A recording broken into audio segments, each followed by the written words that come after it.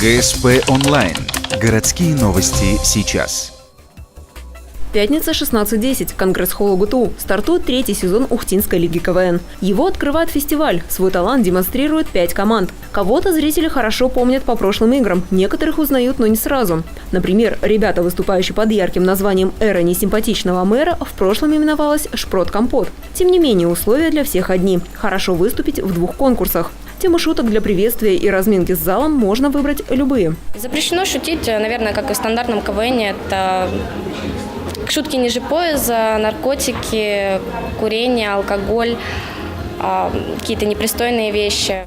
Ухтинские КВНщики шутят на глобальные темы, вспоминая политику, а также ситуации, знакомые интернет-пользователям. Не обходят внимание и свою студенческую жизнь. По итогам часового марафона шуток настает время подведения итогов. Жюри отмечает лучшую актрису. Ей признана Екатерина Кузьменко из «1 к 1». Лучшим актером стал капитан команды сборной приезжих Тимур Ибрагимов. Прям за 20 минут почти, да, как я пришел сюда, я сорвал голос.